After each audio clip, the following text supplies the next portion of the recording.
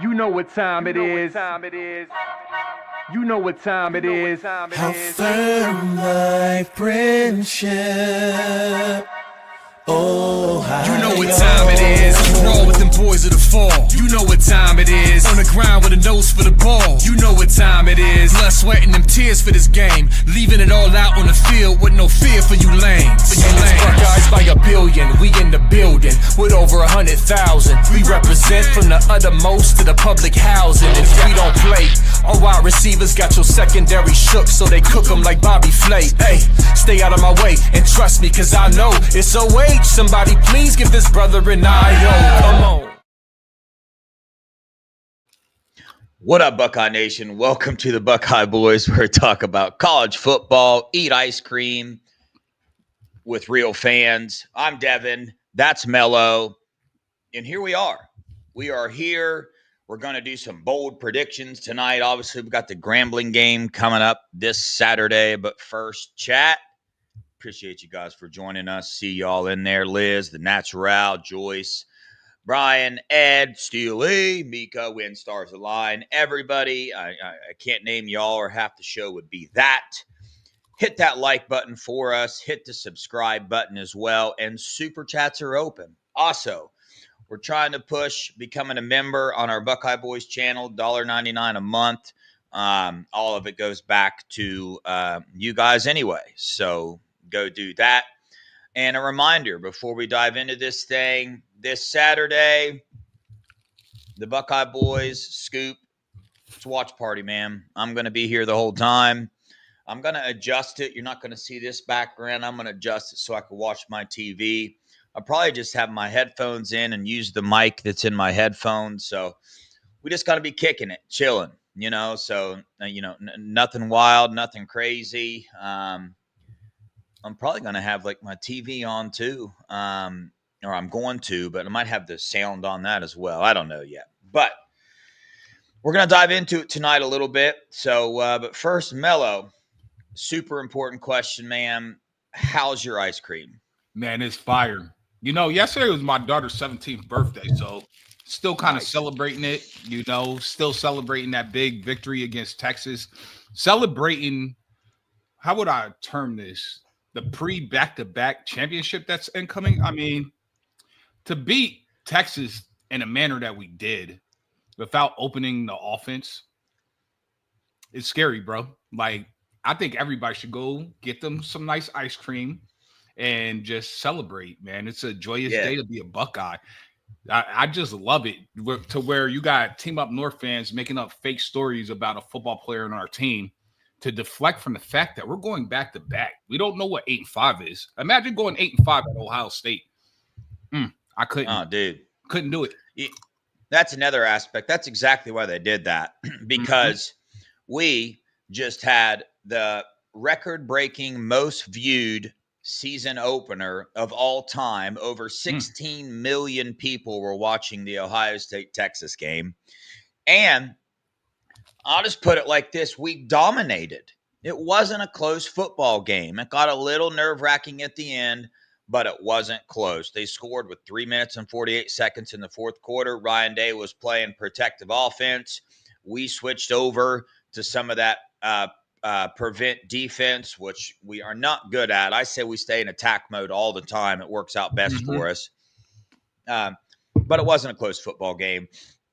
We see, Dev, what happens when you go crazy. That's to be known, like we don't know yet. I've never done a live watch party because of that, because I get pretty intense. But that's why I chose the Grambling game.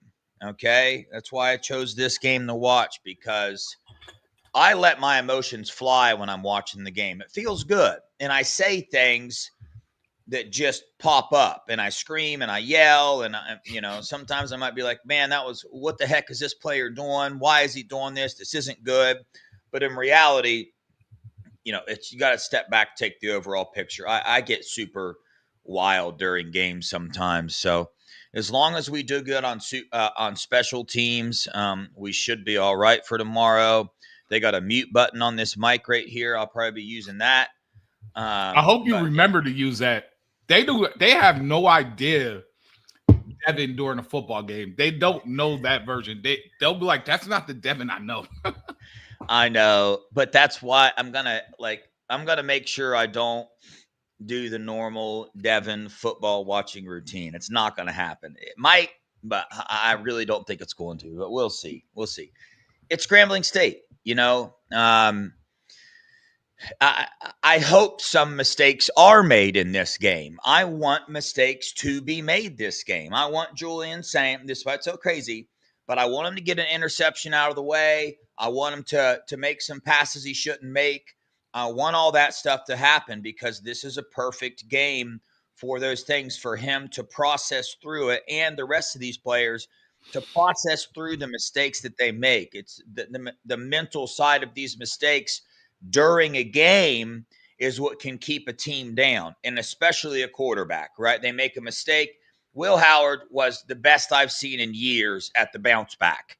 Make a mistake, come out, didn't affect him at all, but that's because it was his 5th year playing college ball. Okay, that's how long it takes these guys to get that. So we've yet to see how a mistake is going to affect Julian Sayin. So I want him to get those out of the way, and he can build up a callus towards that, even though Julian Sayin is just a little bit different, man. He's different than most 5-star quarterbacks in that, I mean, he plays Maroon 5 in his headphones, right, when he's out there balling. Like, that's perfect, right? That's just what I envision when I envision Julian Sayin is he's out there just, I mean, he knows he's trying his best. He knows he's prepared the best that he possibly could. If mistakes happen, I don't think they're going to affect Julian anyway, to be honest with you. I think he's just going to be like, whoops, I fell off my surfboard. Let me get back on, So that's how I picture Julian Sayin.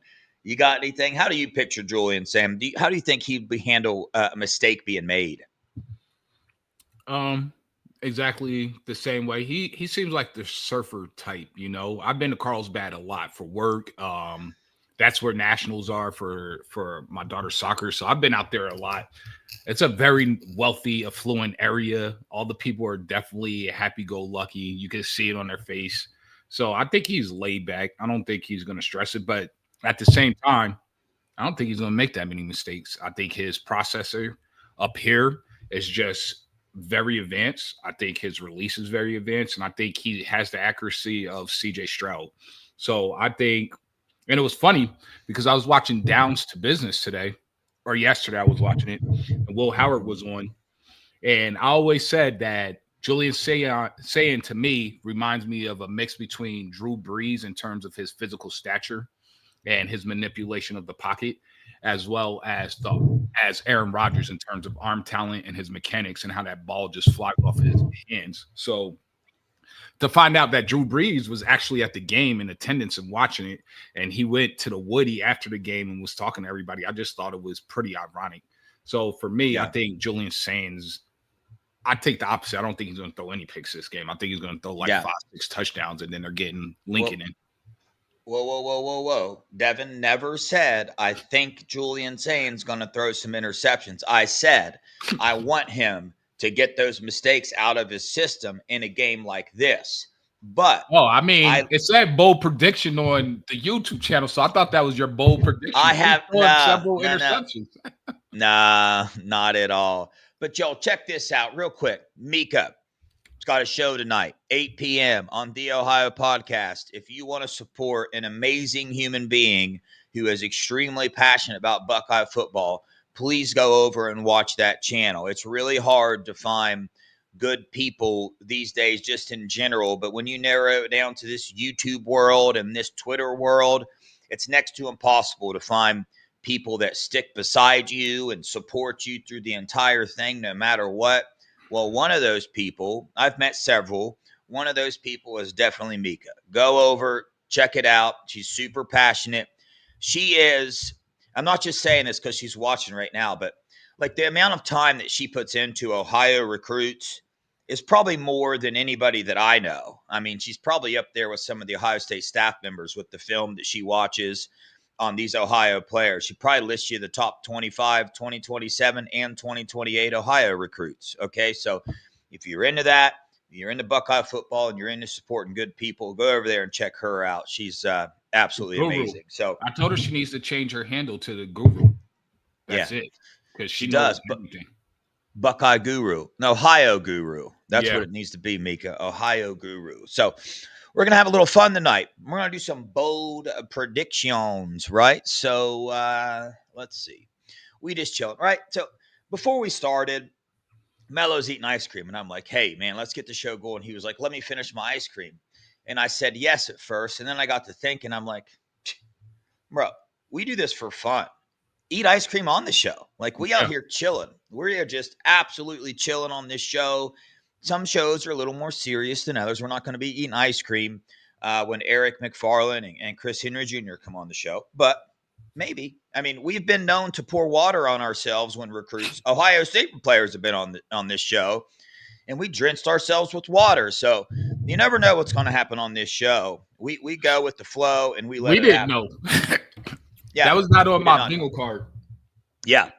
But on that note, I did speak to somebody today, one of the best sources that I have, and not this week, but next week, Eric McFarland, the 2028 wide receiver, who you heard it here first. Everybody's guessing whether he's going to reclassify or not. Eric McFarland is reclassifying to the 2027 class with Jameer Brown, the 5-star #1 wide receiver. Eric McFarland is going to be pushing for that #1 receiver spot in the 2027 class as well.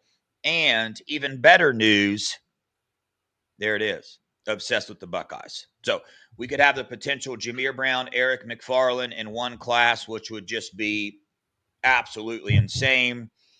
Who's the 2020? Who's your favorite 2028 receiver once Eric McFarland enters 27? Well, that's a tough one. Is Porter, Brian Porter, he's a 27, isn't he?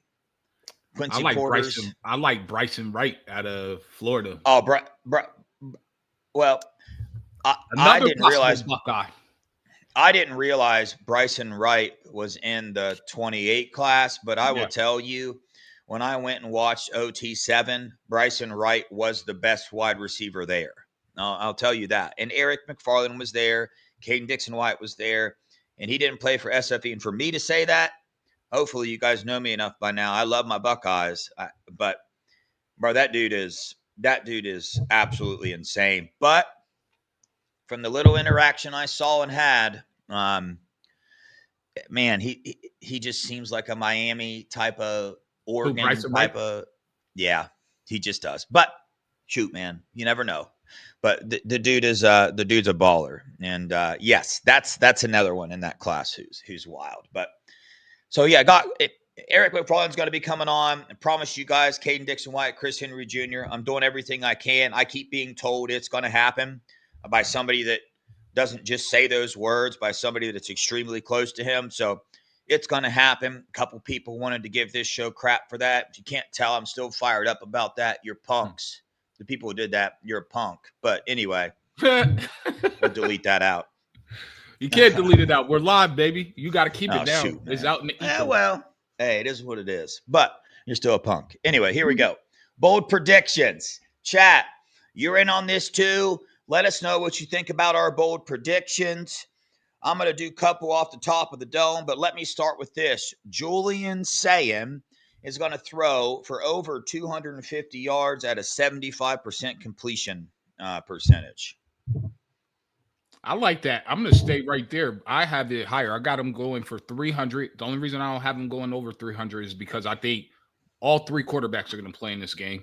So I have him going for 300 in the first half and 4 TDs. 90% completion rate. In the first half?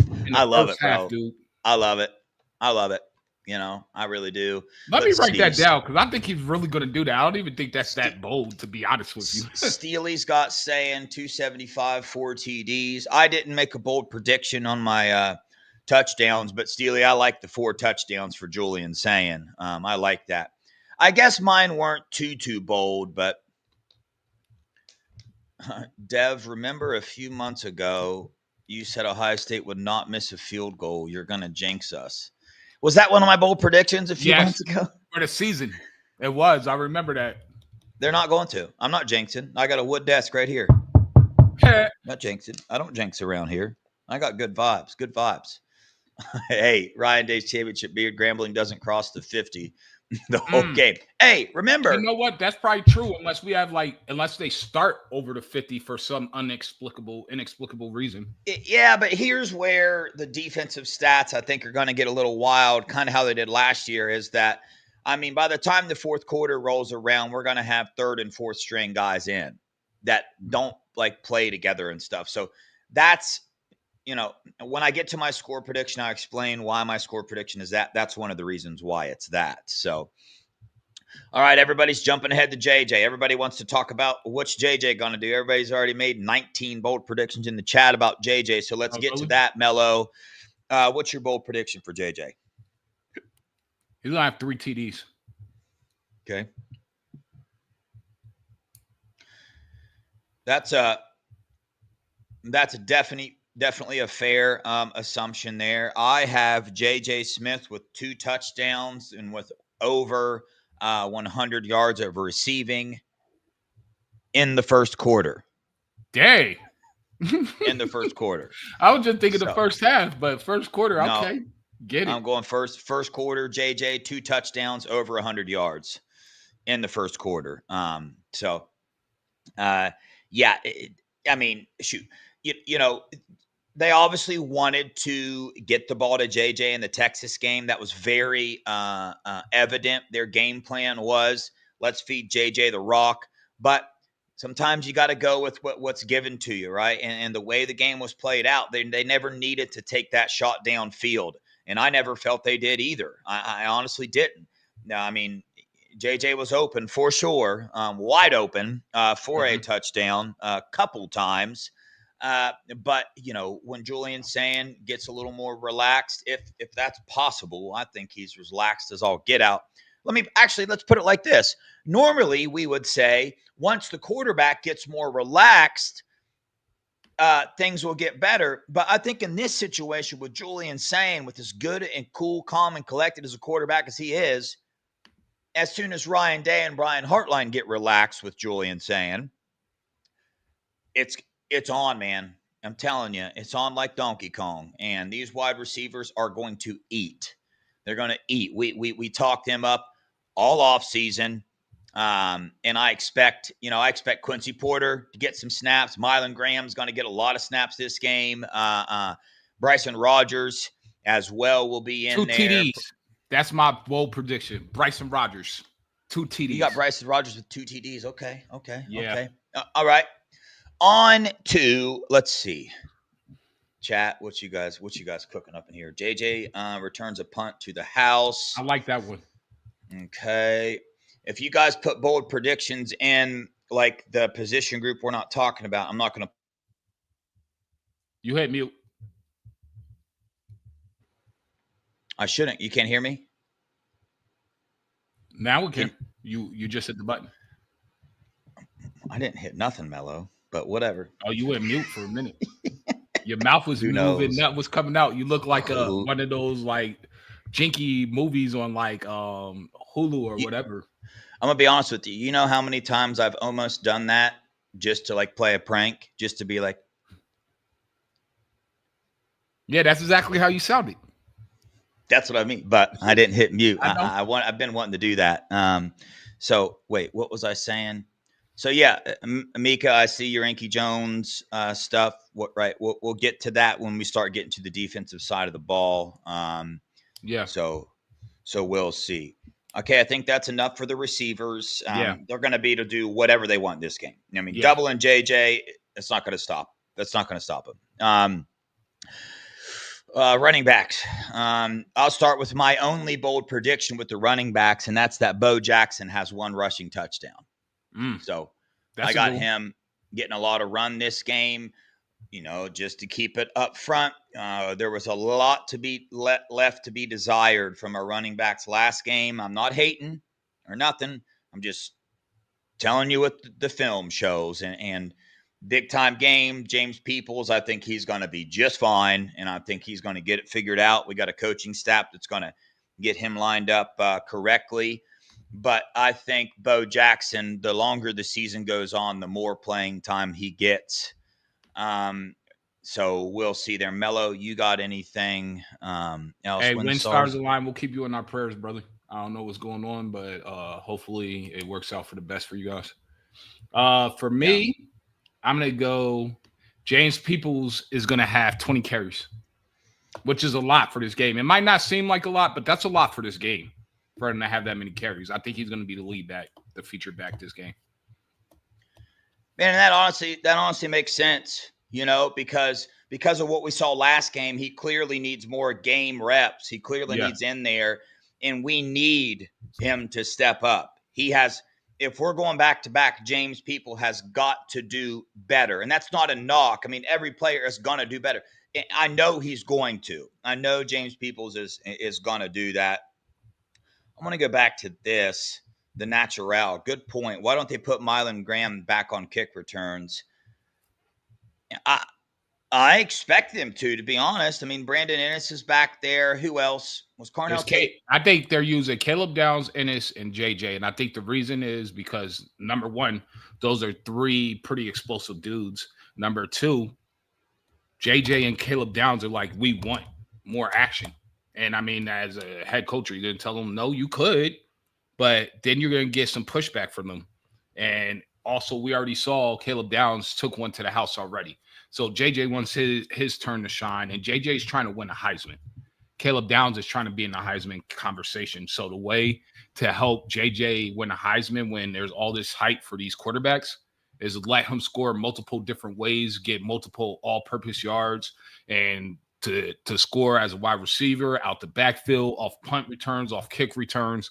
So anything is going to help him besides just his traditional playing style. Yeah. The natural said Lorenzo Styles was out there a little on kick returns. One of the fastest dude on the team, I do believe. So that's not a bad idea either. Mike Green, I think Turbo will be a surprise star this year.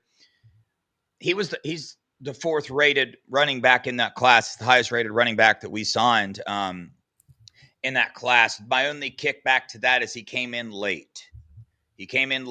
But I do think that he is a future star. He is a receiving running back. 5'8", just built already. I mean, he could play right now physically for sure, but does he have the playbook down?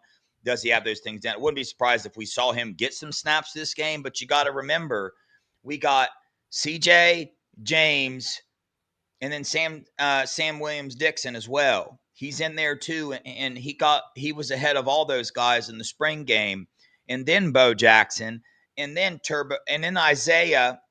What's his name again? Isaiah West. Ryan Day spoke about him. He was injured, but he came in early as well. So there's a lot of backs, and I don't know how much rotating they're going to do. So if I had to guess, I would guess Turbo is probably below even Isaiah West at this point, just because he came in a little later. Now, later in the season when we play a cupcake, that might change. But that's kind of my mindset there. Melo, what do you think about that mindset? No, I like what you're saying. He did come in June. I think him and Isaiah are probably even because Isaiah, I think, just got healthy right before the start of camp. And the natural, I agree with you. Just getting that out. He wasn't talking about why is he on there. He was saying like he thinks JJ went to punt return to get his hands and visually and physically catch a ball because he had those two uncharacteristic drops earlier in the game, which that could make sense. Yeah, for sure. On to the tight ends. I got that Max Clare leads the entire team in receptions. I made that guess for the Texas game. I never even looked into that to see who had the most receptions. I'm pretty sure it was JJ. But I think Max Clare will have the most receptions. First-time quarterback, tight end is just his friend. And there is absolutely nobody on Grambling that can touch Max Clare. No linebacker, no nickel, no safety. He's going to be open the entire game. So what you got? How bold are we going with this? We're going as bold as we want. As bold as your heart desires. Let me hear the Jelani Thurman 5 touchdowns. Let me hear it, dude. Dude, I Thanks for talk to hear you it, too dude. much. We gotta limit our conversations outside of this. Let's hear it. Yeah, so I got I got Jelani Thurman starting, and he's gonna have 2 touchdowns. All right. Yeah. I think that's pretty bold, bro. It is, considering the amount of tight ends that I think are ahead of him right now. But he's a freak in the red zone. One of my bold predictions, we talked in the offseason, preseason a lot about Jelani Thurman specifically in the red zone. So we talked about that a lot. And we'll see. Steely agrees with you. He thinks Jelani's going to have 5 touchdowns. So I'm going to think Steely's bold prediction, Jelani 5 TDs. Mark it down, everybody. Yep. Screenshot this, write it down. That's Steely's prediction.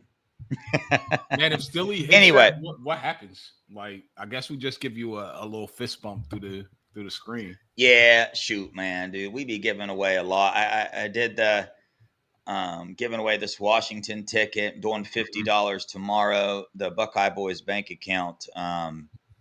It's yeah. Hey, we need some more. We need some more super chats, man, so we could pump it back to you guys. Well, the super chats go towards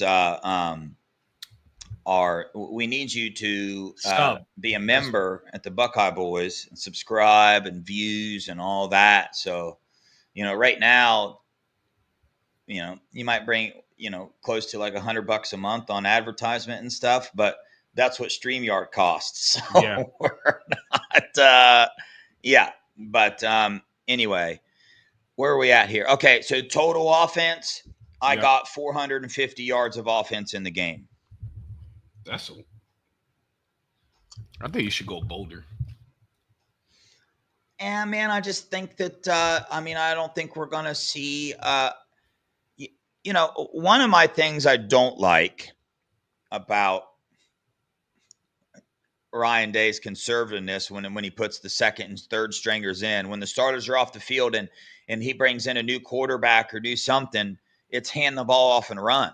Yeah, that's true. I feel like that's what we always see. And it's like, no, You're right. you put Tavian in and let him slang the dang thing, man. But let me tell you this, whatever process Ryan Day has for these quarterbacks, don't change just because I get upset that you don't let him go in and sling it. I mean, I'm sure there's something behind that. Like you don't want to throw confidence off or whatever it is. So that's why it could be more, but 450 yards offense, that's a lot of offense, dude. Yeah. Yeah. How bold are you going to go? No, I wanted you to go bolder so that way I could take that one. Oh, okay. Wanted me to go bolder. I'm gonna go lower than I can't go 500. I don't think that I'm the same mindset. There's no way he's gonna try to run it up on them like that. I'm going 400 yards total offense. Even though I said Julian's gonna have 300 at halftime. All right. Okay. Nah, I gotta go bolder. 475. Okay. Yeah, that's bolder. So yeah, you're good. 475. Okay. Now, time to switch over to defense. But before that, I want to remind people that one of our, I think me and Melo, when we asked the question, what are we more excited to watch this year, the offensive side of the ball or the defensive side of the ball? I'm pretty sure we both adamantly said the defensive side of the ball, and we said our number one made reason is Matt Patricia. I think that was a pretty darn good prediction based on the first game. So I'm carrying that over for my bold predictions for defense. This game, I think, Duke was on yesterday, and he's got a lot of experience, and he was just grinning. And I talked to him a little bit afterwards, and he said, even after, with as excited as everybody is about what Matt Patricia did in the Texas game, he said with the scheme and the style that he's using, I mean, there is literally more things he can do. So many more things he can do. 4 linebacker sets. I don't know enough football to go into the other things he can do with that, but he is teaching. He always said, and the players said, they feel like Matt Patricia is more of a teacher. And boy, was that evident on the field in Texas, because these players, Jermaine, I mean, so we know Caleb Downs, the highest level of all, but I mean, even Low Styles, Jermaine, I mean, Jalen McClellan, they were playing like veterans. You know, they were playing like somebody is teaching them this scheme at a very, very high level. So I think it's just going to get even better and better and better. But I got quite a bit defense, bold predictions here. So chat, jump in on the defensive poll predictions. Let me go. Let's start with big old Arvell Reese.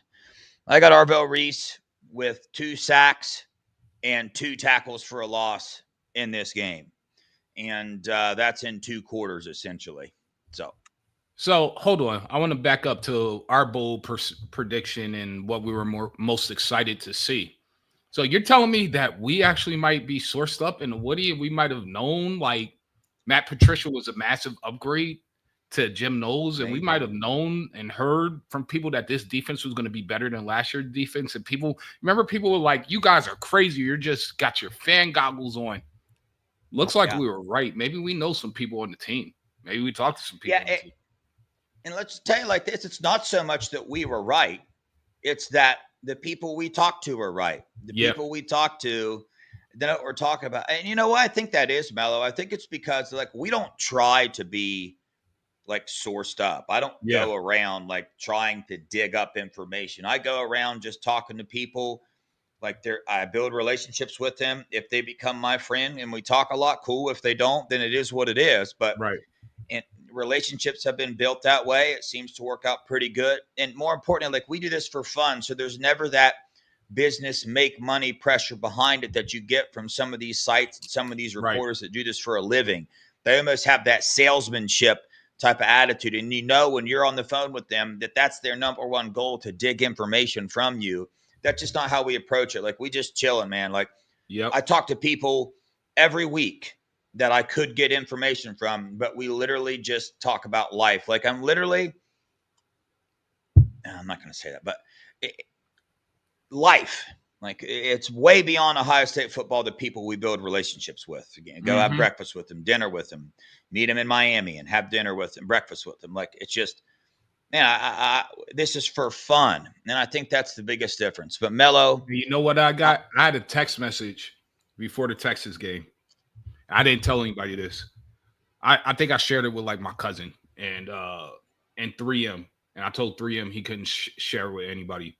But I got a text message from someone that said this team will not give up more than 14 points to any team this entire season. And this was before the Texas game.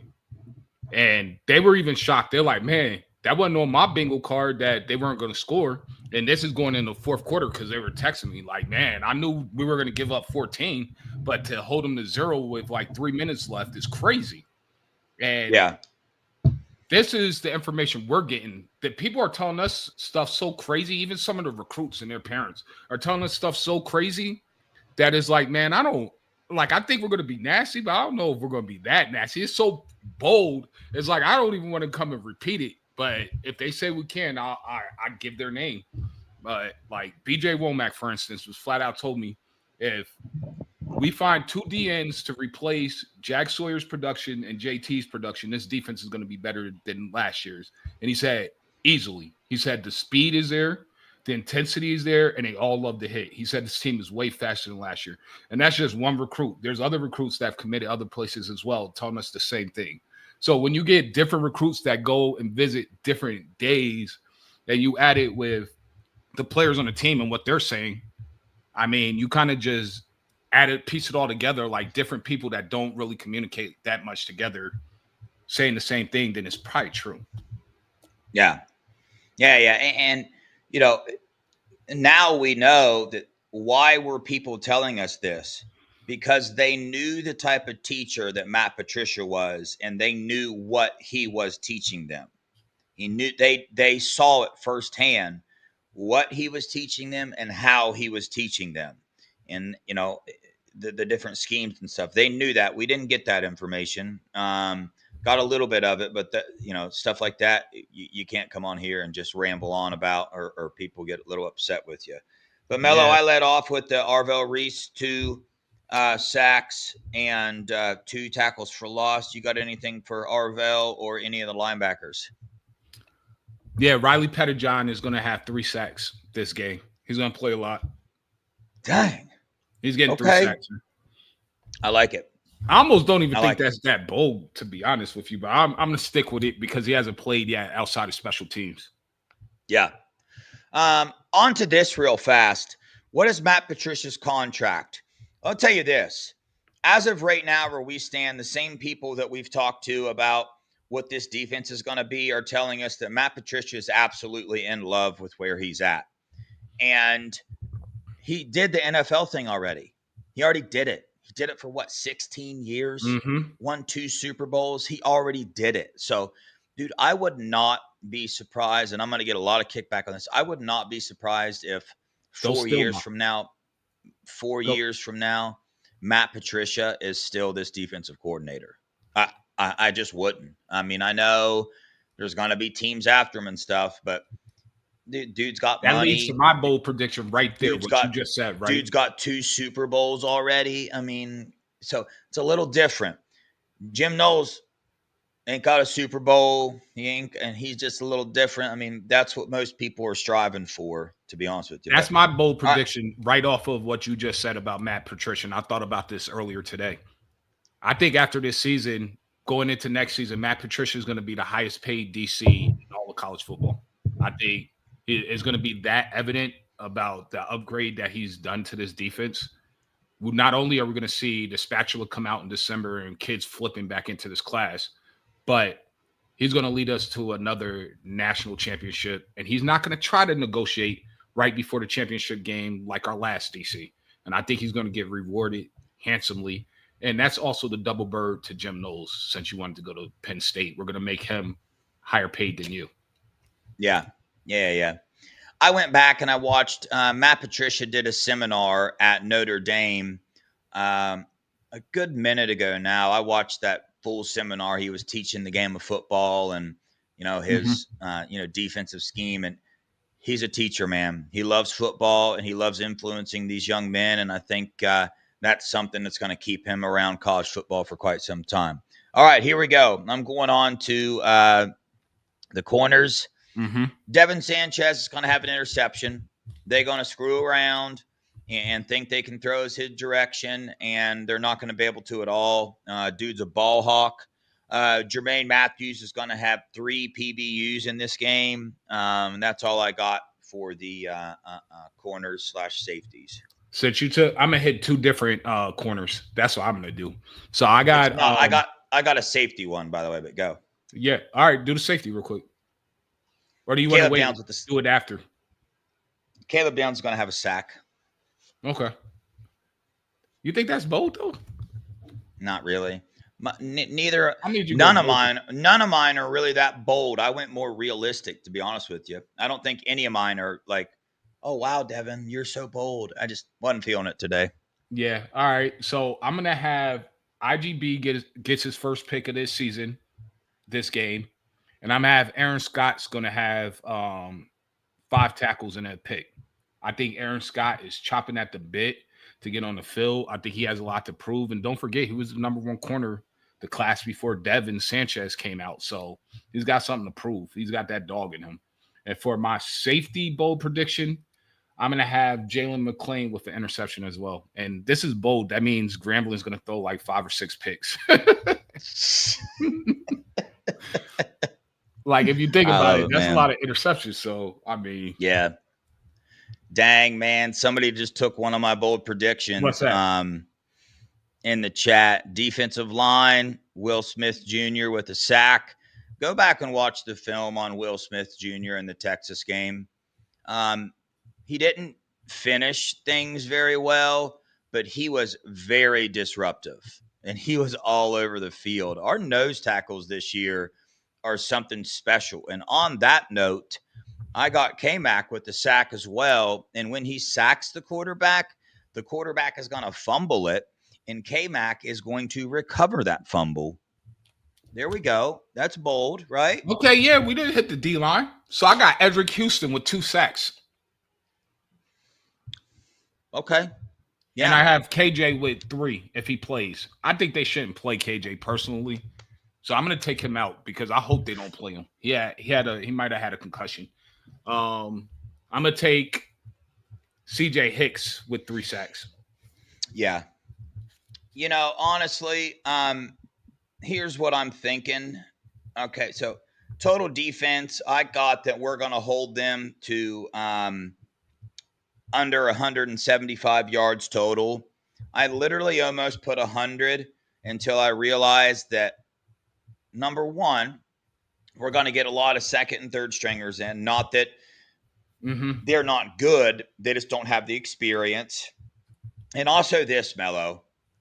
Matt Patricia's not going to put anything that we haven't already seen on tape this game. Yeah, that's true. He's not going to put anything new on tape for people to have to scheme against and whatnot, because that was a pretty big weapon to have for Texas. They had no idea what they were going to deal with. Now the nation has an idea. So he's not going to come out in Grambling and do a bunch of new, different things that he plans on using in the future. He'll throw a couple things in just to test it out so we can use it in bigger games. But, I mean, that's kind of my prediction here. We're going to see a more vanilla defense, or probably similar to what we saw in Texas. Wasn't vanilla at all, but there's just not going to be any new things put in, would be my guess. What do you think this defense holds Grambling State to, yards-wise? No, just to back up what you just said, I agree totally. All right, so we'll start there. But total yards for Grambling, I think we hold them to 50 total rushing yards and less than 100 passing yards. So I'll say 90 passing yards. So about 140 yards. Okay, gotcha. So the Naturals keeping track, Melo. So far, you have predicted 11 sacks and 6 interceptions. Yeah, Melo understood. What can I say? I believe in our guys, man. I think we just have one of the best teams ever. We're in the middle of a dynasty. He understood the assignment better than I did. He went bold. Mine are, I don't know why. I went like, okay, what do I really think is going to happen? Mine weren't too bold. Yeah, your mind is playing with you right now. Yeah. All right. My boldest prediction, though, I don't want anybody in here to kill me. Chat, please don't kill me. Dev, do not kill me. My boldest prediction is Grambling's band is going to outperform the best damn band in the land. That's my boldest prediction of the entire game. And I'm sticking to it. Don't kill me, chat. Don't kill me. Well, I might get killed and maybe feel like something, but I keep it real on this show all the time. I don't really watch the bands. I'm not into it. I love it. Dare I say, like, I love the Ohio State band because I love Ohio State football, but I'm not gonna, like, respect to all band people. I'm not disrespecting anyway. It just, some people like things more than other things. Even like halftime shows, like I'm not like, oh my gosh, let me watch the band. And I'm sorry. Like, I apologize, guys, but I'm just not, that's just not me. That's not really, I don't know. Hold on. I'm going to call BS on that. First off, hold on, Ken. Is this true? Grambling's band is not coming? Because I hope that's not true. But besides that, we were at the Rose Bowl. So I was there when our band was performing. And I was watching you turn up. Like, what are we talking about? I was at the game, bro. Yeah. If I'm at the game. Next to you. And you were into it. Just like I was into it. That was awesome. This is probably why. Good point, Liz. Unless you're at the game, we don't see him on TV. That's a good point. Probably why. Yeah, good point. Why don't they do that? That's like, I don't want to hear the halftime guys from Big Noon Fox, because we're always on that, right? I don't want to hear them talk. I love Urban and all them, but I want to see the band. If it's on Fox, just expect the worst production and the worst like TV production you've ever seen, because even that Fox game, I mean, they were zoomed all the way out. Like, you could see all the sidelines, and it's like you had to get binoculars out to watch the game on your TV half the time. I just think Fox is just, I mean, man, they suck, dude. Fox is just. They do, man. I want out of these bad TV deals so bad. I hate it. I mean, Dude, I thought the pregame when Portnoy came on, nothing to do with Portnoy being who Portnoy is, but I thought I was in like a WWE match. I'm like, bro, are we about to watch a wrestling match? What is this? This isn't This isn't pregame in college football. You're gonna come out and sing a team's fight song that isn't even playing. What are we doing? Like, I can't stand that guy. I'm gonna be honest with you. I mean, he saved the family's business that I personally know, so like I won't go too crazy on him, but I really don't like him. I wish he would just stay doing what he does business wise and stay out of the football. And did you see him? He went on his show. His what's that thing he owns again? He owns what's the thing he owns? Barstool. He went on like the main show there. It was airing on Fox or whatever, and he brought up the Joey Velasquez stuff. Did he? On there? Yeah, and he said CBS is reporting this. I'm going to tell you what CBS is reporting. Yeah, that way he doesn't CBS Detroit. It was CBS Detroit, right? Nobody else wants that story because it's such bullcrap. It's not even funny. And you know why he did that? Why he bucked the blame and shifted it? Because he doesn't want to get sued. He's just saying, I'm reporting what I heard. Somebody else report. So if you want to go sue me, you got to sue them. Don't sue me. You can't sue me. Melo, remind me to tell you something about a certain that other team, one of their YouTube personalities. I know exactly what you're talking about. I don't like personality. That guy. Oh my God, he's such a clown, dude. He said something pretty wild on Twitter, and then and to come out and publicly apologize for it because he's an absolute moron. I told him he was going to get sued too. Yeah, he's an absolute idiot. I mean, anyway. All right. So where were we? We gave the score time, score prediction. Mm-hmm. These aren't bold score predictions. These are what's the score going to be? Chat, let's hear yours first. Type in there. Actually, no, I'm going to say mine first so nobody takes it. I got 52-3 Buckeyes. 52. I didn't even think about this.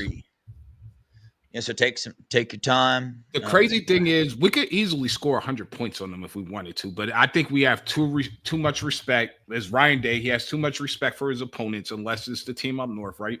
And this team Grambling has a big historical background. They don't want to embarrass them because not only are they coming up here and going to get their face pounded, but is a HBCU, so they don't want to kill them. I think Melo, I got to say this real fast. I forgot. I offered $50 on Twitter last time to whoever guessed the score right to the Texas game. First come, first serve. That's rolled over to the Grambling game. We'll use the chat here. If it popped up first on our end, that's who gets it. So, but I kind of got to go off of my bold prediction. You got a chance to win $50. I'm gonna go. We got 63-0, 70. I'm gonna go 62-0. I think they do want to have that number one defense, so I'm going 62-0. 40-0, 56-3, 48-6, 63, 45-7. Yeah, I mean, listen, the only reason I got them scoring 3 points is in the third or fourth quarter when, we're rotating a lot, getting a lot of players some playing time and whatnot. And like same goes with, I could see us not even scoring 52 for that very reason right there. We know that when Ryan Day rotates quarterbacks in, unless Lincoln, I bet he might let Lincoln try to sling it around a little bit, but I'm changing it 77-0. Okay. 70. All right. I got to give you my reasoning. I had Julian Sayin getting 4 TDs. I had JJ having 3 TDs all in the first half, and then I had Bryson Rodgers having 2. 49. So that's a minimum of 77 points. I just did the math on my calculator because I'm not good at math. So that's 77 points. That's 11 touchdowns. Oh, yeah. If it's 11 touchdowns, for sure. Yeah. That's for sure. That's a lot of touchdowns. Anyway, I'm excited. to watch these Buckeyes again. I'm excited to watch the defense, Matt Patricia, watch these guys fly around. We got a lot of exciting players this year. You know, just to put it in perspective, Jermaine Matthews is replacing Denzel Burke. Love Denzel Burke. Jermaine Matthews brings a little bit extra, a little bit more than he does. Lathan Ransom is being replaced by Jalen McClain. No complaints about Lathan whatsoever. That dude was a tackling machine. Jalen McClain brings something a little bit different, a little quicker, a little bit more of a ball hawk. Yes. And then Cody Simon's being replaced by Arvell Reese, who is going to end up being the best linebacker in the country by the end of the year. You know, K-Max coming in for Ty Leak. I think that's a wash there. I think K-Max a first-round defensive tackle as well. Edric Houston is replacing Hamilton. Higher ceiling than Hamilton, even though Hamilton was a dog. Kenyatta Jackson replacing Jack Sawyer, whatever won. I think he's got more pass rush ability. And on the other end, Caden Curry played 59 snaps last game. He's kind of like the Jack Sawyer. There's the effort, but he's got a little more pass rush ability as well. And you got Bo Atkinson down there too. I mean, got a lot of exciting players, a lot of gifted players on this defense and on the bench. Devin Sanchez, Aaron Scott, Bryce West. Jarquez Carter. He's going to get a lot of playing time. Epi Satonale. You should have made a bold prediction for Epi, bro. I did. Epi's going to get a sack this game. I just did it just now. Epi with a sack. Man, there's so many names going through my head. Our other defensive end from Alabama. Ziggy Grady. Ziggy Grady. Dog as well. So, dude, I mean, we are lighting it up. By the way, real fast, and we got to get off here. I shared a video on our Twitter. You know what? I got to do this, Melo. Yeah, put it on. I don't think I saw it. I haven't been on our Twitter all day today. I can't not, because this is just, when you guys watch this. Okay, let's see. Where are we at here? All right. Let me get this pulled up here. If that's going to happen, Matt, that's going to be this game, but I don't know. All right. If you guys haven't seen this, get ready. We got a pretty good offensive lineman on the team who didn't get talked about near enough after the Texas game. His name is Luke Montgomery. Watch and listen. Important play of the entire game, and you run right behind Seerveld and Montgomery. Let's talk about this combo block on 98. They take him for a ride, and really more of a skate ride, because 98, he needs some new cleats because he goes straight backwards into the ground. And let's talk about how else they influence this play. So 18 is coming over the top to come fill this B gap and try to make the touchdown saving tackle. But because they drive 98 so far back, he actually gets hit by 98. 18 then, instead of being able to go vertical, he gets hit off to the right here, falls off to the right, and can't go make this tackle on the running back, able to get in there, touchdown on the biggest play. Huge impact. So real fast, that was the first one. This is a 2-minute and 30-second clip, but I really want you guys to see this, man. He has a Batman reference in here that, dude, I was on the ground rolling in tears laughing.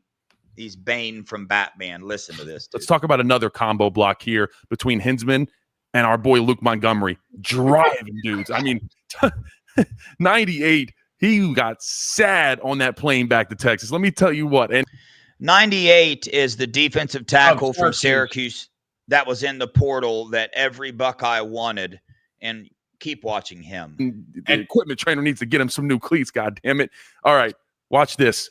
This is a single block. We're trying to run inside zone right behind them, and boy, do we run it. They get hip to hip. This is beautiful. Talk about taking a defensive lineman and delivering him up to the linebacker. Legs are looking like pistons, driving them.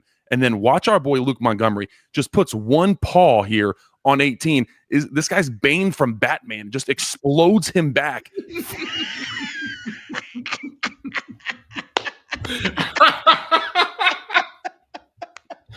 Murad Watson. I told you right here that Ryan Day and Ohio State played a game on Texas like they wanted that kid and made Texas overpay for him. And then they didn't get him. And I'm telling you, Ryan Day in his head was laughing like, yo, they just got sold. This kid wouldn't even step on our 2D. He pretty much said at his press conference. Yo, shout out Landon Tingwall. Go follow him on Twitter, man. I didn't know he did any of this. Yeah. Yeah, that was a good one. I don't know who this is, but he's not done. Balls down. Luke Montgomery was demoralizing this Texas defensive line. And then right here, one of the harder blocks in college football. This is a deuce, and Luke Montgomery knows he needs to get nose up on this thing. He knows he's got his help coming in on this combo block from Sierreveld here. But watch this. He gets nose up, gets hands underneath of 88 here, and then lifts him up. Both feet are up off of the ground for this defensive lineman. Sierreveld then, because this dude's in the air, he's got no mass on the ground. Sierreveld can come in, hit that hip, bounce this thing over, and 98 is on the ground. Luke Montgomery and Sierreveld, I would not want to be a defensive lineman going against these two guys. Right here, last thing, we got an ace here. So 75 says, hey, Hinsman says, I'm going to hold this up. Hey, Luke, come bang this hip and then climb up. Watch this displacement. Bow. This defensive lineman started on the hash. He's now, Luke just made him play 3 technique when he was trying to play nose. Now watch, Luke's not done. I'm going to go up to the linebacker, pancake, put him on the ground. Domination from Luke Montgomery. Dude, bro. I'm going to be honest with you. I was, what did I just do to my screen? I was focused. There were so many good things on that game. I never focused on that. I watched Philip Daniels, who absolutely did great. I watched Austin Sierreveld, did good enough, has a lot of growing to do in that position yet. Watched Tegra, Philip Daniels, but I didn't pay attention to Carson and Luke. But Luke, bro, I mean, dude, that was a 340-pound defensive tackle, just so you know. Number 98. 340 pounds. So, but hey, check this out. I got one name, 2 words. Can you guess what it is? Chat, you too. One name, 2 words. What am I thinking? I'll give everybody about 30 seconds to see if somebody can guess it. You put the number 93. Yeah, that's someone was asking for Hero Canoe's number. Oh. So I'm thinking the one name, 2 words, Joe Moore. Period. I've been saying this since last offseason. Our O-line is going to win the Joe Moore Award. That's one name, 2 words, by the way. Just in case you guys were. Yeah, that threw me off there. I think you could have done that a little differently, but we'll roll with that for now. One name, 2 words. You should have said first and last name. What am I guessing? First and last name. Easy. Listen, first and last name, 1 award. What am I talking about? That's so easy, though, right there. I know. But, yeah, hey, another one here. Keep an eye on Ethan Onyeonwa in that right guard position. Yes. Peep it out. Talk about it. Keep an eye on it. I hope Tegra. I mean, I wasn't being told directly, but I was being told through other people that Tegra was killing it, doing really good, got better. But, Ethan's rotating in there. He's rotating into right tackle. He ain't touching Philip Daniels at right tackle. Nobody is. No. That's Philip Daniels' spot. Ain't nobody taking that.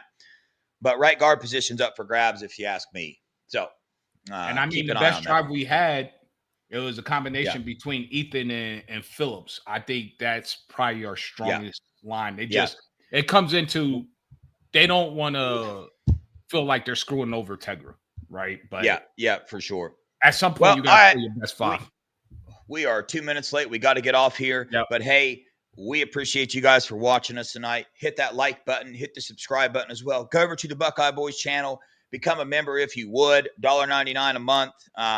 It's not much, but I know you don't want to have too many things add up, but it'll go back into you guys, essentially, is what it'll do. You said it was fun. What was his name again? Landon Tingwall. Tingwall. Landon Tingwall. Tengwall.